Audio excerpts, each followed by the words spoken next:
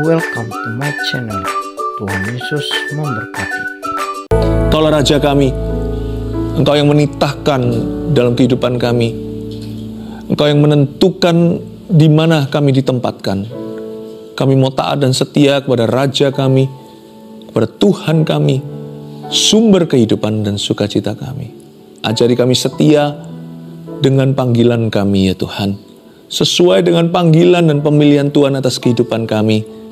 Ajari kami taat selalu pada perintah-Mu. Tuntun langkah kami Roh Kudus sehingga keluarga Saat Teduh bersama tidak ada satupun yang salah jalan, salah langkah. Kalau ada di antara kami yang sudah sempat salah jalan, salah langkah, sekarang berada di lubang, keluarkan kami dari situ Tuhan, sebab Kau adalah Allah yang murah hati, sumber pertolongan umat-Nya.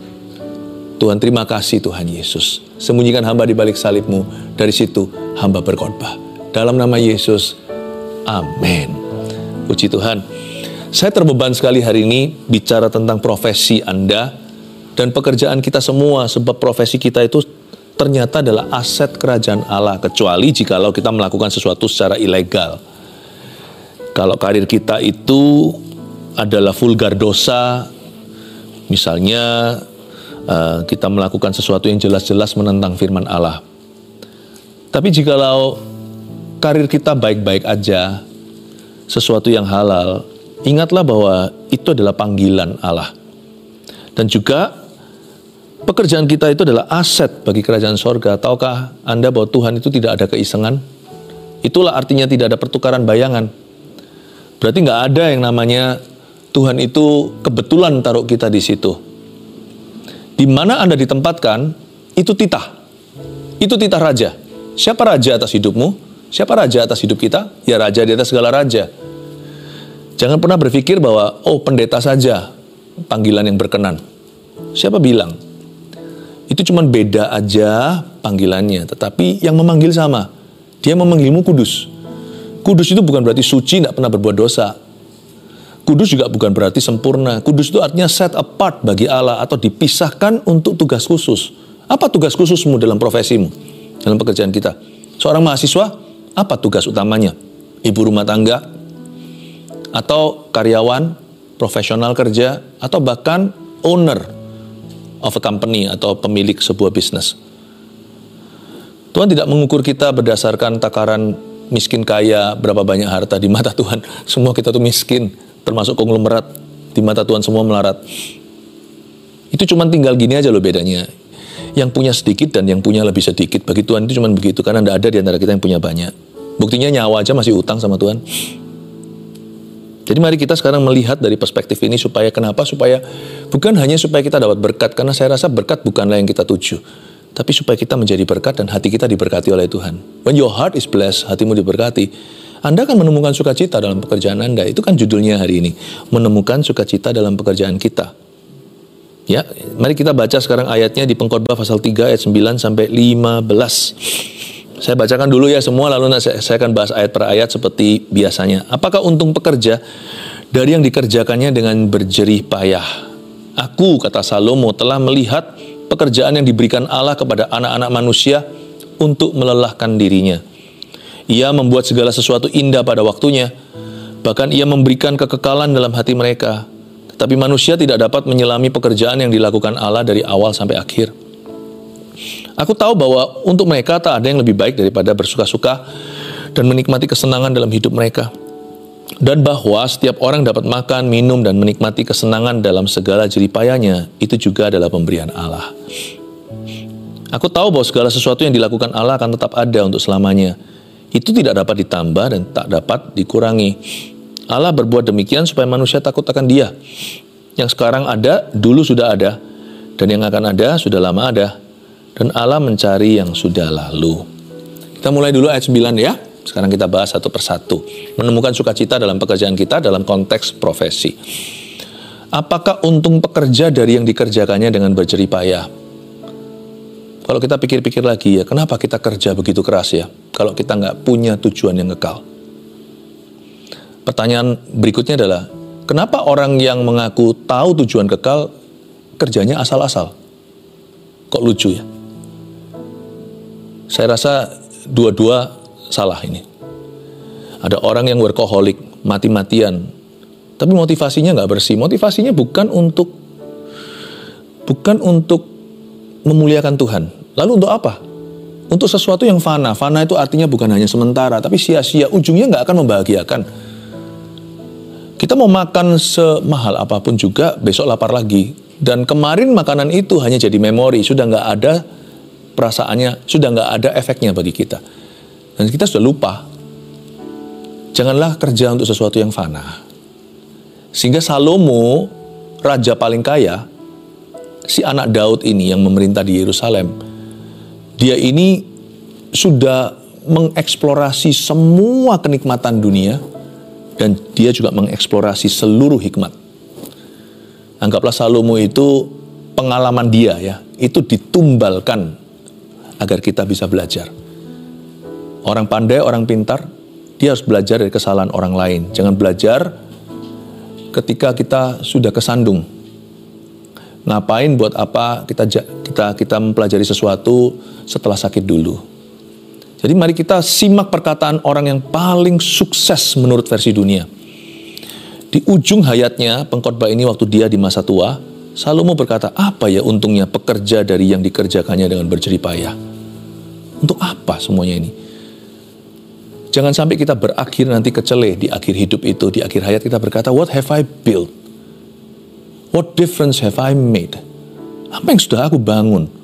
Perbedaan apa yang telah aku adakan di dunia? Dengan ada dan tidak adanya saya di bumi itu bedanya apa? Kalau cuma hanya untuk menimbun harta atau nama. Toh orang kan lupa. Coba, masa kita masih bahas orang yang sudah mati? Udah jarang. Kita nggak bahas orang yang sudah meninggal dunia. Kalau kita cinta, kenapa sedih? Tapi kalau kita kurang kenal, nggak kita bahas lagi, karena sudah nggak relevan. Dunia ini kan bergulir cepat ya, apalagi sekarang zamannya media sosial. Satu hal jadi topik viral, besok udah nggak lagi. So why you work for your name? Toh suatu hari kita akan dilupakan. Dari tempat di tempat dimana kita berdiri itu nggak akan ingat lagi. Salomo bertanya, apa untungnya ya pekerja dari semua yang dikerjakannya dengan berjerih payah? Salomo belum tahu nih, karena dia nggak tahu masa depan, karena belum terjadi. Dia kan tua, tapi belum mati. Nanti dia akan serahkan kerajaannya itu di tangan Rehabeam. Day one ya, hari pertama dia memerintah. Langsung hartanya Salomo sisa separuh. Itu kayak yang kita kerjakan, usahakan seumur hidup itu di tangan anak kita, tapi kita nggak siapkan baik-baik, lalu dia habiskan di meja judi. Kita itu berkeringat seumur hidup, harta tinggal setengah dalam waktu sehari. Dan bait suci pun dirobohkan. Bait suci yang begitu super indah. Jadi nggak heran ayat 9 ini dia peka, dia sudah merasa ini, sudah punya firasat. Untuk apa ya kerja semuanya ini? Ayat 10, aku telah melihat pekerjaan yang diberikan Allah kepada anak-anak manusia untuk melelahkan dirinya. Ayat 10 ini adalah versi negatifnya. Tapi bagi kita, di ayat 11 berkata, ia membuat segala sesuatu indah pada waktunya, bahkan ia memberikan kekekalan dalam hati mereka. Kelebihan orang-orang yang hidup di perjanjian baru, kita tahu surga neraka. Karena kita sudah tahu, kita sudah menerima Injil Yesus Kristus. Yesus sudah lahir, mati, bangkit, dan naik ke surga. Jadi kita tahu kita akan kemana. Kekekalan dalam hati Salomo hari itu hanyalah berupa suatu pertanyaan yang dia tidak bisa jawab.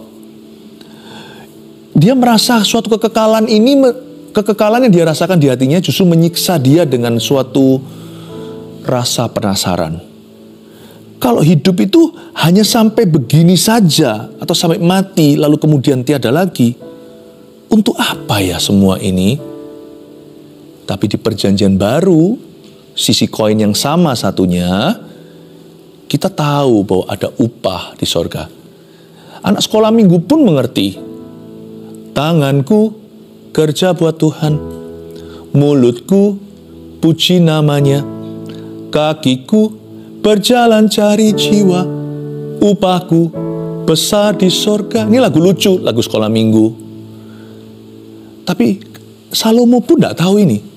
Ini lagu kalau dinyanyiin perjanjian lama bisa jadi pewahyuan terbesar zaman itu. Jangan remehkan lagu sekolah minggu.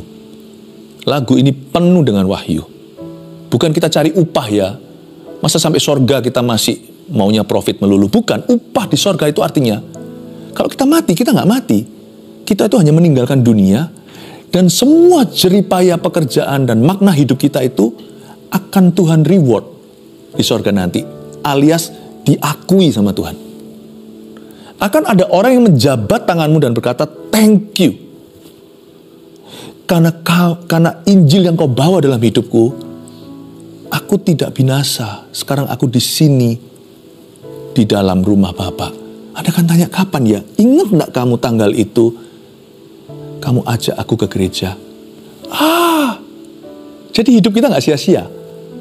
Ada sesuatu di hidup yang fana ini kita bawa dan diakui secara kekal. Tanganku kerja buat Tuhan. Mulutku puji namanya. Kakiku berjalan cari jiwa. Upahku besar di sorga. Ini yang membuat Salomo penasaran. Untuk apa ya? Karena dia nggak lihat sorga. Di perjanjian lama belum ada pewahyuan tentang afterlife. Ada samar-samar kalau Anda baca di Mazmurnya Daud, papanya juga ada berkata, dan aku akan diam di rumah Tuhan selamanya. Dia ada rasa lah, ada feeling lah, tapi Tuhan belum wahyukan. Tapi dia ada semacam firasat, pasti ada something more, something beyond, ada sesuatu yang lebih, sesuatu yang lanjut, tapi dia nggak bisa bahasakan. Kalah sama sekolah minggu. Makanya Yesus berkata, Yohanes Pembaptis ini, dia adalah nabi terakhir perjanjian lama yang membuka halaman perjanjian baru. Dia mungkin lebih besar dari nabi yang lain, tapi siapapun yang lahir baru dalam kerajaan Allah lebih besar dari dia. Anak sekolah minggu pun tahu. Kalah semuanya nabi-nabi zaman dulu. Mereka hanya firasat, feeling-feeling dan penasaran. Kalau Salomo sih kecampur frustrasi karena dia banyak sia-siakan potensi. Apa sih untungnya pekerjaan dari yang dikerjakan dengan berjerih payah? Aku telah melihat pekerjaan yang diberikan Allah kepada anak-anak manusia untuk melelahkan dirinya bagi kita yang tahu bahwa ada upah di sorga. Tuhan melihat pekerjaan yang diberikan, aku melihat pekerjaan yang diberikan Allah kepada anak-anak manusia, Anda dan saya, bukan untuk melelahkan kita, tapi untuk membuat kita semakin bersukacita. Katakan amin. Membuat kita semakin happy. Wow, setiap hari hidup itu excited loh. Saya bergairah, karena saya tahu hidup itu nggak berhenti sampai sini. Saya bersyukur, saya hidup di era perjanjian baru. Semua pekerjaan saya tidak lagi untuk melelahkan diri. Semua pekerjaan saya serahkan ke tangan Allah. Lord, I give all my life to you. Ku persembahkan hidupku kepadamu. Dan apapun yang kulakukan, saya ingat 5 jari. I do this for you. Apapun yang kulakukan, asal bukan dosa atau sesuatu yang tidak halal. Selain itu, apapun yang kulakukan, aku melakukan ini untuk Tuhan. Hidupku penuh sukacita, dan aku bisa menemukan sukacita dalam pekerjaan saya. Bukan untuk melelahkan diriku, tapi justru untuk memberi makna kepada kehidupan yang sementara. Karena itu, there are two sides to this. Ada 2 sisi dari koin ayat 10. Sisi perjanjian lama, samar-samar. Karena tidak tahu, lelah aku. Sisi perjanjian baru, aku tahu. Haleluya. Untuk semua yang Tuhan embankan di kehidupanku ini, ku pergunakan untuk kemuliaan namanya. Berikan kepadaku nilai kekal Tuhan dalam hati. Ia membuat segala sesuatu indah pada waktunya, ayat 11. Bahkan masa susah pun saya bisa melihat tujuan Allah. Kesengsaraanku tidak akan disia-sia. Bahkan ada ayat berkata, barang siapa menderita bersama dengan Kristus akan memerintah bersama dengan dia. Wow, Tuhan bekerja sama mendatangkan kebaikan bagi setiap orang yang mengasihinya, yang terpanggil sesuai dengan rencananya. Dan mereka pun akan dimuliakan bersama dengan dia. Ia membuat segala sesuatu indah pada waktunya. Setiap musim kehidupan pasti ada nilai kekalnya. Jadi kita tidak perlu mengeluh kalau our job is tough. Bahkan ayat firman Tuhan lainnya berkata begini dalam surat Paulus, kesengsaraanmu tuh mengerjakan kemuliaan yang kekal. Kesengsaraan kita sekarang itu tiada artinya, tidak seberapa dibandingkan kemuliaan yang akan dinyatakan. Paulus pun menganggap bahwa memikul salib dalam pekerjaannya, dia pendeta, dia pengkhotbah, rasul, pemberita Injil. Dia juga bapak gereja. Dalam segala sesuatu yang harus dialami bahkan disesah, dia berkata, ini semua ada poinnya. semua ini akan mengerjakan kemuliaan kekal. Ini tidak ada artinya nanti dibandingkan kemuliaan yang akan dinyatakan. Bahkan Petrus pun berkata, Rasul Petrus, rasul lainnya, dia juga menulis begini, bahkan mahkota kebenaran disediakan. Wow, saya nggak tahu sih upahnya sebenarnya seperti apa. Saya ikut Yesus itu tidak punya profitable heart, hati yang cari profit, enggak. Tapi saya mengerti keadilan Tuhan. Kekekalan itu artinya keadilan. Tuhan tidak akan sia-siakan setiap pengalaman hidupmu. Karena itu jangan kau mengeluh kalau your job is tough. Waduh, bosku ini jahatnya orang, Kristen lagi. Ya udah, jangan ikut-ikutan. Kristennya dia merek begitu, Anda tentukan merek sendiri. Yang penting kan tanggung jawab Anda pada Tuhan. Nanti kalau mati kan setiap orang menghadap sendiri. Masa lewat bosnya dan sebagainya, jangan saling menuding. Masing-masing akan menjawab secara pribadi. Kalau Anda menderita karena Anda berbuat dosa, berbuat salah, tidak ada glory. Perjanjian baru dengan jelas mengajarkan itu. Tapi kalau kita menderita karena kebenaran, anggaplah itu sukacita. Anggaplah itu adalah glory atau kemuliaan Allah sedang bekerja di dalam hidupmu. Jadi bahkan sampai masa-masa sulit pun ada intinya. Bahkan ia memberikan kekekalan dalam hati mereka. Orang yang punya kekekalan dalam hati nggak akan mudah patah semangat atau putus asa. Karena dia itu long haul, pikirannya itu jangka panjang. Makanya itu saya nggak percaya kalau ada orang yang mengklaim dia tahu, oh aku sudah diselamatkan, suatu hari aku akan masuk ke sorga. Tapi orang itu kerjanya asal-asalan. Berarti dia tidak menghayati arti kekekalan. Kekekalan itu sekarang sudah masuk dalam setiap aspek hidup kita. Bahkan waktu kita masih dalam darah daging, ini yang namanya debu belum kembali menjadi debu, tanah belum menjadi kembali tanah. Di dalam tubuhku yang fana ini, I will glorify God with my body. Aku akan memuliakan Allah dengan badanku, dengan tubuhku. Apapun yang kulakukan, I do this for you. Aku akan lakukan ini untuk Tuhan. Nggak mungkin akan asal-asalan. Apapun yang kita kerjakan, kekekalan itu akan memenuhi. Ya, dia akan meresapi. Dia akan masuk dalam setiap aspek kehidupan kita dan menjadi motivasi tertinggi. I'm doing this for him. Aku melakukan ini untuk dia. Menderita pun, tahan banting atau bertahan di dalam tekanan, tetap untuk Tuhan. Aku nggak balas kejahatan dengan kejahatan. Tampar pipi kiri, ku kasih pipi kanan. Tampar pipi kanan, ku kasih pipi kiri. Aku lakukan itu demi Yesus Kristus. Dalam pekerjaan kita, pasti kita sungguh-sungguh kalau ada kekekalan di dalam hati kita. Pasti kita takut mencuri. Pasti kita takut korupsi. Pasti kita takut malas-malasan. Bukan karena takut hukuman. Saya tidak mau sia-siakan kekekalan. Everything I do here, apapun yang kulakukan di sini, tidak kulakukan itu ngefek sampai suatu hari di hidup kekalku. Karena setiap orang akan diadili sesuai dengan pekerjaannya dan perbuatannya. Dan setiap orang akan mendapat upah sesuai dengan perbuatannya. Itu kitab Wahyu. Itu bukan kata manusia, bukan filsafat, itu firman Allah. Ia membuat segala sesuatu indah pada waktunya, bahkan ia memberikan kekekalan di dalam hati mereka. Tapi manusia tidak dapat menyelami pekerjaan yang dilakukan Allah dari awal sampai akhir. Ya, meskipun demikian, hari per hari kita nggak tahu apa yang akan terjadi. Kita diajari untuk bergantung pada tuntunannya. Ayat 12, aku tahu bahwa untuk mereka tak ada yang lebih baik daripada bersuka-suka dan menikmati kesenangan dalam hidup mereka. Terdengar pesimis, padahal ayat 12 ini penuh dengan kedalaman. Aku tahu bahwa untuk mereka tak ada yang lebih baik daripada bersuka-suka. Ini Salomo tidak menyarankan untuk kita itu pesta pora dan foya-foya. Maksudnya gini loh. Salomo berkata, ada baiknya kita juga secara sengaja, dengan cara yang bijaksana, kita menikmati kehidupan kita. Karena kita tahu kita hidup di dunia ini sementara. Jangan kita itu abaikan kebutuhan orang-orang yang kita cinta. Sebab suatu hari kita tidak bisa memenuhi kebutuhan mereka. Waktu kita mati, Gembala Agung yang akan memenuhi. Saya bisa care untuk anak-anak saya sekarang di dunia. Karena saya papanya satu-satunya. Suatu hari kita semua waktu bertemu di sorga, Bapa di sorga satu-satunya. Kalau saya mau jadi papa itu di sini sekarang. Bukan di sana. Saya nggak tahu ya. Hanya Tuhan yang tahu, jangan spekulasi. Paling-paling kita cuma dapat hint atau cuma dapat bocoran waktu Yesus dibangkitkan. Yesus kan umur sekian. Apakah itu berlaku untuk setiap kita? Saya tidak tahu. Tapi apakah nanti kita di sorga semuanya seusia? Kita semua jadi muda yang pastinya ya. Dengan semua cacat celah kita nggak ada. I don't know sih, tapi pasti nggak ada air mata. Nggak ada kesedihan, nggak ada dosa, nggak ada setan. Kalau mau jadi papa, di sini aja.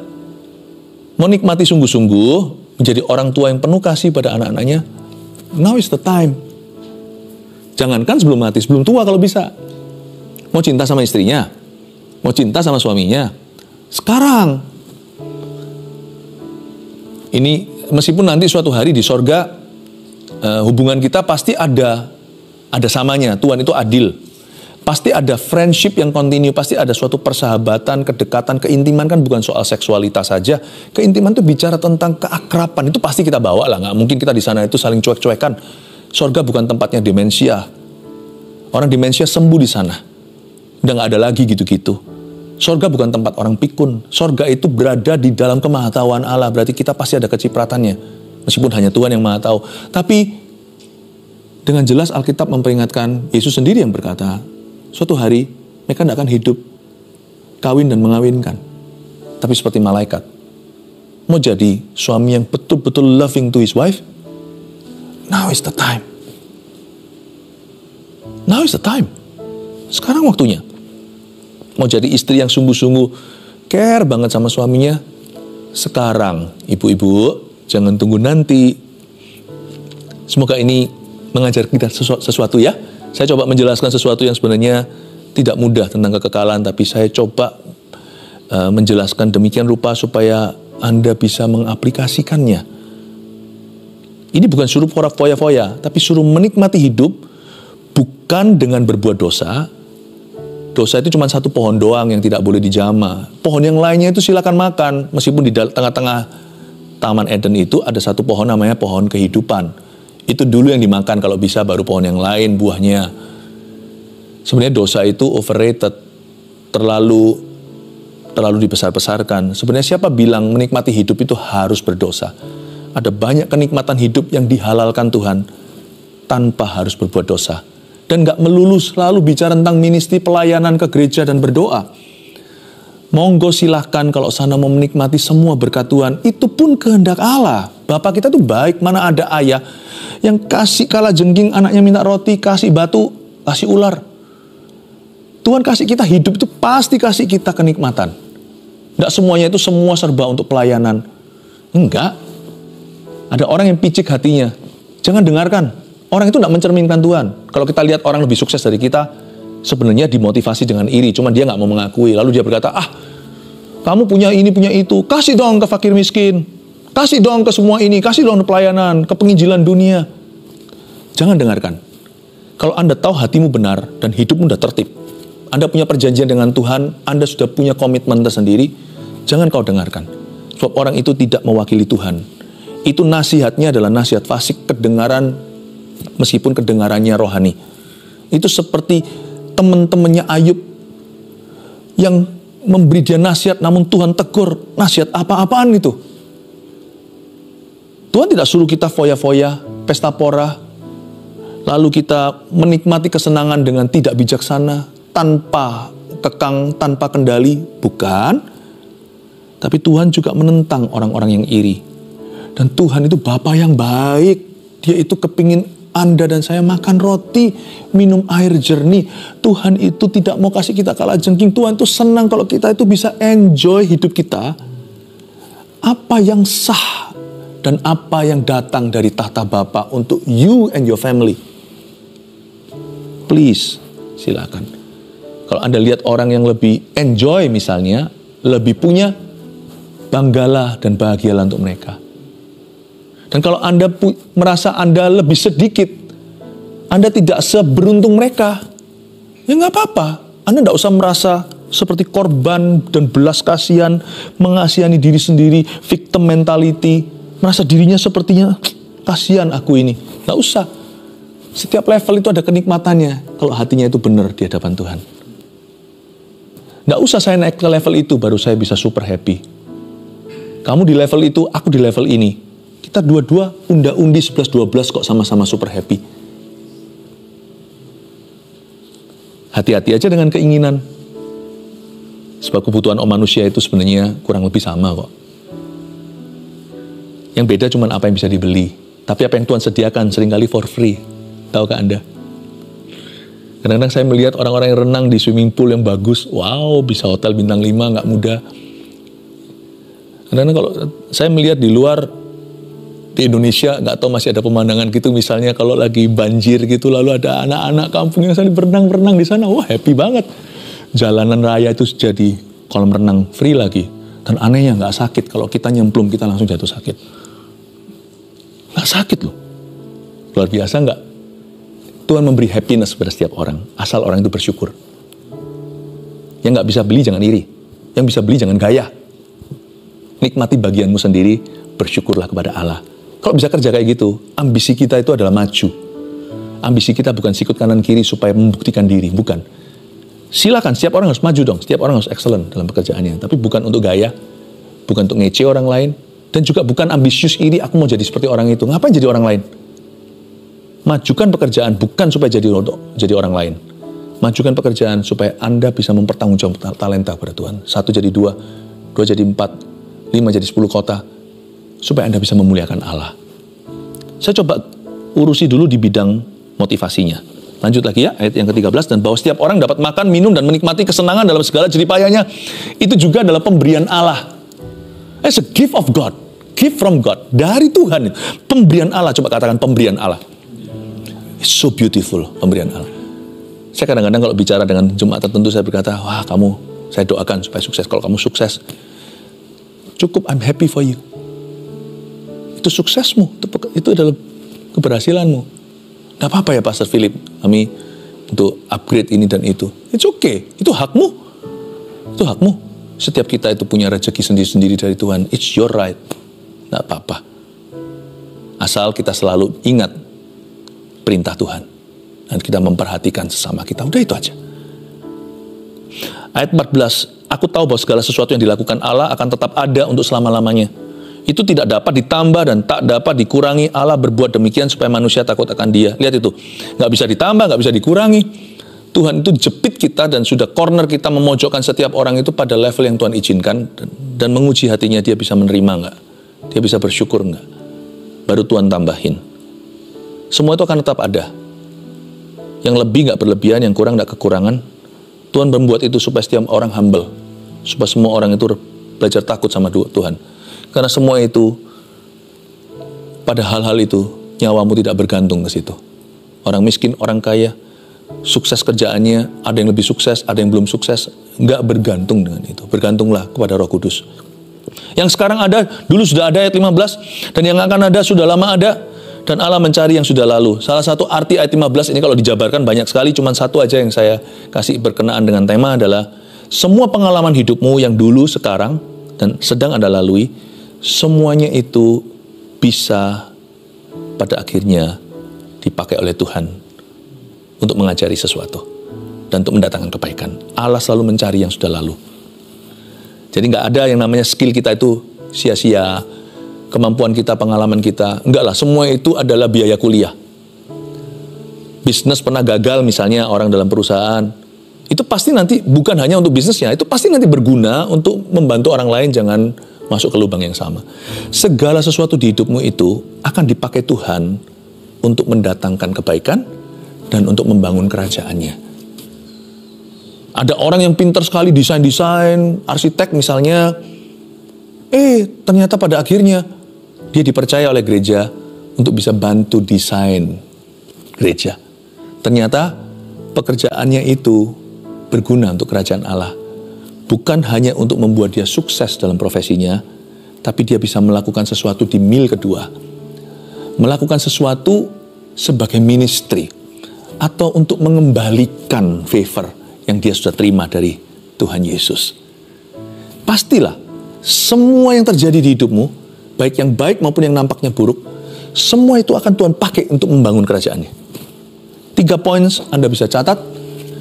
Menemukan sukacita dalam pekerjaan kita. Nomor 1, menyadari bahwa pekerjaan kita adalah pemberian Allah.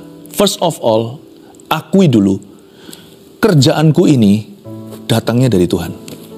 Kecuali jikalau pekerjaan Anda ilegal, jangan ngaku-ngaku. Itu bukan dari Tuhan, bertobat dan tinggalkan. Tapi kalau pekerjaan itu baik, tapi gini Pastor Philip, saya itu nggak suka pekerjaan saya masalahnya. Karena saya kepinginnya sih begini, saya kepinginnya itu lah, ini mulai idealnya, saya ingin punya pekerjaan yang begini, begitu. Just in case ya, jaga-jaga jikalau if you don't do what you love, then learn to love what you do. Bahasa Indonesianya begini, kalau Anda merasa Anda tidak melakukan atau mengerjakan sesuatu yang Anda sukai, sukai dulu pekerjaan whatever, apapun itu. Suka itu bisa ditambah kok, cinta juga kok. Kerja itu kan seperti pernikahan juga.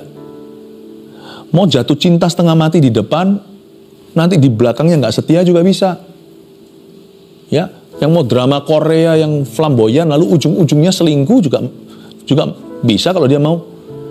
Tapi ada yang masuknya itu dengan komitmen. Tapi tambah hari semakin kompatibel, semakin cocok, dan semakin cinta, semakin mengasihi. Cinta itu bisa ditambahkan. Ini bukan pesan perjodohan, ini pesan pekerjaan.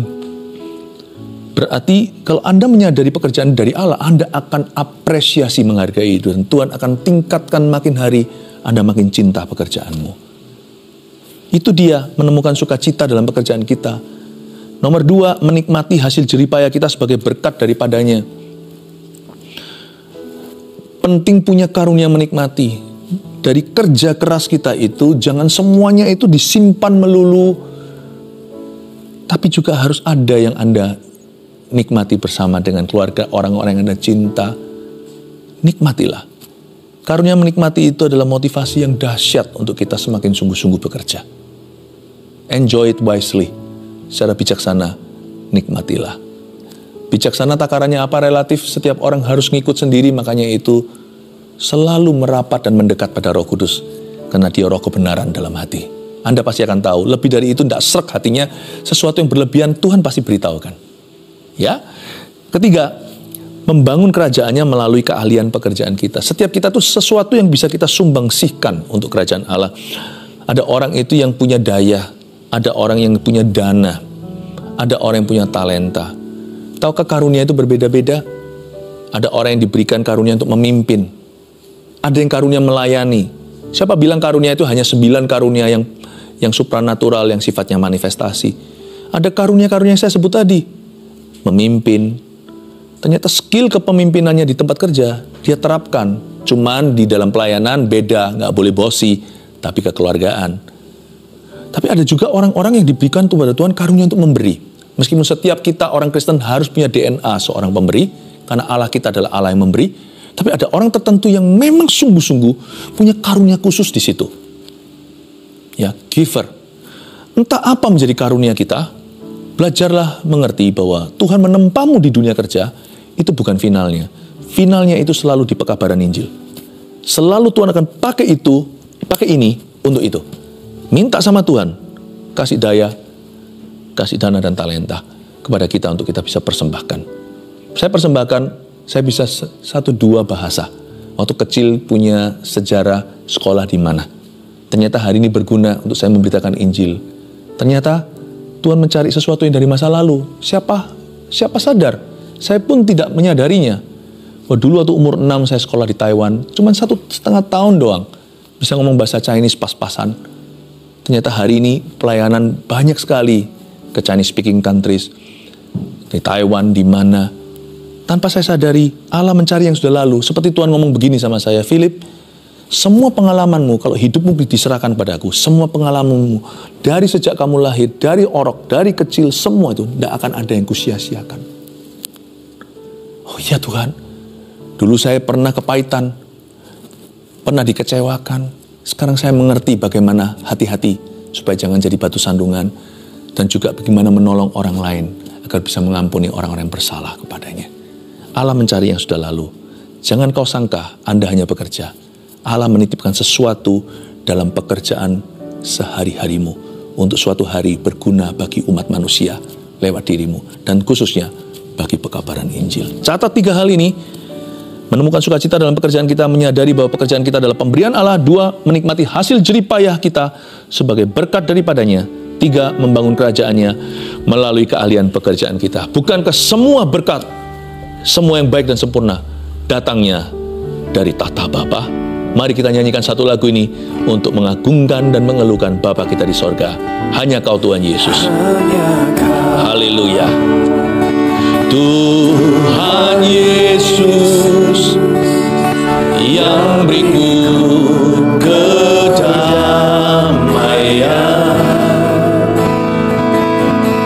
hanya Kau ya Roh Kudus yang beriku penghiburan. Angkat wajahmu, katakan Bapa. Bapa, segala yang baik semua datang dari tahta-Mu. Allah, Bapa, Putra, dan Roh Kudus, ku mengasihi-Mu. Hanya Kau Tuhan Yesus. Haleluya. Hanya Kau Tuhan Yesus yang beriku kedamaian. Hanya Kau ya Roh Kudus yang beriku penghiburan. Angkat wajahmu, terima berkat dari Bapamu. Bapa, segala yang baik semua datang dari tahta-Mu. Allah, Bapa, Putra, dan Roh Kudus, ku mengasihi-Mu. Bapa, segala yang baik. Bapa, segala yang baik semua datang dari tahta-Mu. Allah, Bapa, Putra, dan Roh Kudus, ku mengasihi-Mu. Bapa, segala yang baik kami akui datang daripada-Mu. Bapa, segala yang baik termasuk pekerjaan kami Tuhan, semua datang dari Kami minta penyertaan-Mu dan pembedaan-Mu atas pekerjaan umat-Mu. Allah, Bapa, Putra, dan Roh Kudus, ku mengasihi-Mu. Minta urapan yang baru Tuhan. Bapa, segala yang baik semua datang dari tahta-Mu. Allah, Bapa, Putra, dan Roh Kudus, ku mengasihi-Mu. Ada satu orang, satu keluarga yang sekarang sedang habis-habisan keuangannya. Saya tidak tahu kepada keluarga yang mana saya sedang berbicara, tapi hatimu akan tahu Roh Kudus berbicara kepadamu. Tidak apa-apa, Tuhan izinkan itu untuk mendetoks semua semua kesalahan finansial di masa lalu, khususnya yang berhubungan dengan perjudian. Saya kok merasa Anda bekerja di luar negeri di dalam bidang perjudian, sekarang Anda sedang habis-habisan, ada pintu belakang di hidupmu, dan Anda harus keluar uang banyak dan mulai habis. Get out, keluar dari industri itu. Tuhan akan memberimu pekerjaan, tidak bisa dibandingkan bayarannya dengan perjudian, tapi hidupmu akan stabil, tidak akan ada pintu belakang. Tapi Tuhan akan memberimu rezeki yang dari berkat Allah, dan itu akan tetap pada dirimu. Keluar dari situ. Dan pada setiap orang juga yang di dalam perjudian, beranilah melangkah keluar dari Babel itu. Yakinlah Tuhan memelihara. Susahnya mungkin beberapa bulan awal-awal, tetapi setelah itu hidup Anda akan pick up lagi. Ada satu orang yang punya 2 pekerjaan. Yang satu ini idealnya, ini yang dipegang terus, tapi ini bocor terus, habis-habisan di sini. Tapi masih penasaran, nggak bisa, ini pasti bisa. Mestinya bisa, pasti bisa. Tapi pekerjaan satunya lagi lebih pupuk bawang atau lebih yang ditirikan. Tapi ini menghasilkan nggak seberapa banyak. Saya merasa Anda perlu tutup yang ini. Tutup yang pertama ini. Ini adalah bisnis mimpimu. Belum waktu. Yang satunya lagi itu Anda melakukannya sebagai jasa untuk orang lain. Ini nanti akan berkembang. Hati-hati kalau mendengarkan profesi, prophetic word. Tidak semua orang, untuk semua orang. Tapi juga untuk beberapa orang yang tahu. Ujilah dahulu. Dan jika Tuhan berbicara kepadamu, ini bisa menjadi guideline-mu, bisa menjadi pelita bagi kakimu. Tuntunan. Spoken word of God. Atau firman yang diutarakan, diucapkan. Terpujilah namamu. Ada satu anak umur 7 tahun kena leukemia. Dan Tuhan berkata, anakmu sembuh. Mamanya sedang menangis sekarang menyaksikan ini. In Jesus name. Tuhan mengubahnya, Tuhan memberi hikmat. Anda akan ketemu dengan dokter yang baru, bukan dokter yang sekarang ini. Dan nanti Tuhan akan memberikan hikmat pada dokter itu untuk bisa mentreatment dia dengan sebaik mungkin. He will be alright. Anak Anda akan sempurna kesehatannya di dalam nama Tuhan Yesus Kristus. Jangan menangis lagi, Mama. Terima kasih Tuhan. Tuhan menyembuhkan. Thank you Jesus. Satu orang lagi yang punya satu pabrik. Saya tidak tahu apa. Ini bukan food and beverage, bukan makanan, bukan F&B. Lihatlah, turunlah sampai ke produksi. Saya merasakan ada suara kata-kata ini. Turunlah sampai ke produksi. Lihat SOP-nya lagi. Cara masaknya. Ceritanya ya, ini bahasa saya kalau nggak tepat, maklumkan. Cara masaknya itu dikaji ulang. Ada satu step yang kelebihan, itu Anda bisa save cost. Satu step, satu langkah kelebihan. Itu Anda bisa eliminasi, ternyata juga nggak apa-apa, hasilnya tetap sama, tapi Anda akan menghemat banyak. Ada suatu redundance, atau ada suatu tumpang tindih di dalam SOP-nya atau di dalam proses produksinya. Turun level sampai ke produksi, turun sampai ke bawah, lihat sampai karyawan terakhir, dan Anda lihat ada satu step yang perlu Anda buang. Nanti Anda akan profitable lagi. Selama ini berdarah-darah, nanti Tuhan akan tunjukkan bahwa ternyata jalan ini lebih baik. Allah memberimu hikmat. Mari kita ulurkan tangan kita berdoa untuk setiap orang yang ada ribuan yang untuk berdoa saat ini untuk ekonomi dan pekerjaan. Runner up kedua tentang kesehatan tentunya, keturunan. Kita ulurkan tangan ke depan. Mari semua kita bawa. Nggak mungkin kita bisa doakan satu persatu, tapi kita sama-sama berbahasa roh sebentar untuk mendoakan ini semuanya. Mari sama-sama. Haleluya. Ramakapayasana. Inarana matakamaya marana matakayasana. I pray for your anointing, Lord. I berdoa untuk urapanmu menjamah setiap kebutuhan, Tuhan. Iramarapatayasuna nama. Uramatakamaya rama-rama di dalam nama Yesus. Terpujilah namamu, jamah Tuhan Yesus. Berikan ya Tuhan Yesus keturunan kepada orang-orang yang bergumul di area ini. Tuhan, minta ya Tuhan Yesus kau kirimkan di dalam nama Yesus. Untuk setiap ekonomi pekerjaan yang bergumul di dalam area ini, Tuhan, satu persatu kau tolong. Baik ada hikmat, marifat atau tidak, kebenaran itu selalu menjadi terang bagi jalan. Aku berdoa di dalam nama Yesus, lawatlah Tuhan, terpujilah namamu. Secara khusus saya merasa mendoakan setiap orang yang susah untuk melanjutkan sekolah karena biaya. Sekarang mintalah. Saya merasa seperti tingkap langit terbuka untuk kita meminta. Nggak apa-apa minta sama Bapa. Bapa itu baik. Dia Bapamu sesungguhnya. Mintalah kepada Tuhan. Terima kasih Tuhan. Untuk setiap orang yang meminta, hamba-Mu sepakat bersama-sama. Diberikan pada barang siapa yang meminta, padanya telah diberikan berkat Tuhan. Terima kasih Tuhan di dalam nama Yesus. Haleluya. Bapa segala yang baik. Praise Jesus. Haleluya. Semua datang dari takhta-Mu. Allah Bapa, Putra dan Roh Kudus. Allah Bapa, Putra dan Roh Kudus.